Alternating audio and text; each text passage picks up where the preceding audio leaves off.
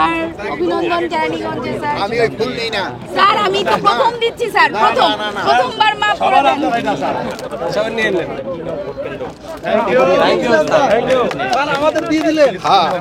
প্রধান উপদেষ্টা ডক্টর মোহাম্মদ ইউনূস ইতিমধ্যেই কিন্তু নির্বাচনের যে তারিখ সেটি কিন্তু ঘোষণা করেছেন। আগামী ফেব্রুয়ারির মধ্যেই কিন্তু নির্বাচন অনুষ্ঠিত হবে এবং যে জন্য আইন শৃঙ্খলা রক্ষাকারী বাহিনী তারা কিন্তু ব্যাপক প্রস্তুতি নিয়েছে এবং আইন শৃঙ্খলা রক্ষাকারী বাহিনীর যে ব্যবস্থাপনা সেটি দেখার জন্য স্বরাষ্ট্র উপদেষ্টা তিনি কিন্তু আসছেন। পাশাপাশি তিনি কেরানীগঞ্জে একটি ভোট কেন্দ্র পরিদর্শন করবেন। স্যার আসসালামু আলাইকুম স্যার। স্যার অভিনন্দন কেরানীগঞ্জে স্যার। আমি ওই ফুল নেই না স্যার, আমি তো প্রথম দিচ্ছি স্যার, প্রথমবার মাফ করে দেন।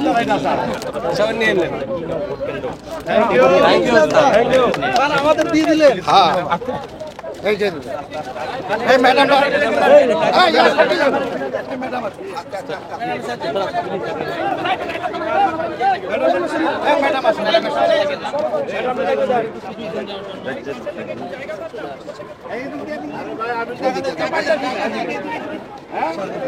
স্যার সিঁড়ি এদিকে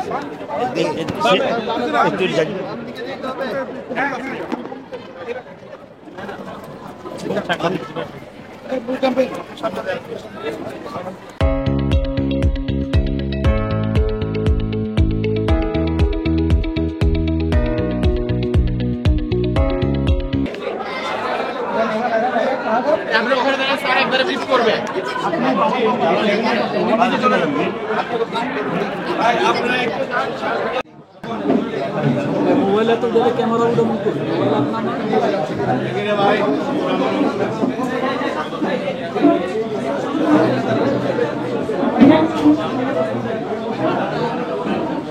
আমরা মোবাইলটা আগুন নামান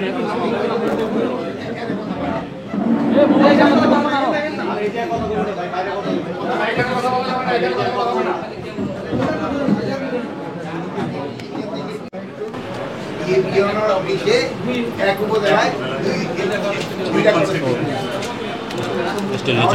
ভোটটা যেন সুস্থভাবে হয়, এই জন্য এখন থেকে কিন্তু তোমাদের এবার আমাদের চিন্তা ভাবনা করতে হবে যে ইলেকশন কমিশন তোমাদের জানাবে এই ভোটার যারা আছে যারা ধরো 18 বছর থেকে 30 বছর তাদের জন্য আলাদা বুথ, তারপরে মেয়েদের আলাদা বুথ, ছেলেদের জন্য আলাদা বুথ।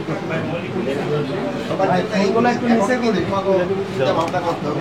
বড় হাতে ইলেকশন কমিশন তোমাদের ডিটেইলস জানাবে, এই জিনিসটার দিকে একটু খেয়াল রেখে নতুন ভোটাররা যেন খুব উৎসাহ এবং উদ্দীপনায় ভোট দিতে পারে। সবার জন্য যেন ভোটটা শান্তিপূর্ণ এবং নিরাপদে এই এটা যেটা হয়েছে তোমাদের কিন্তু এনশিওর করতে হবে। সব আপনাদের কারো কোনো প্রশ্ন আছে? বাইরে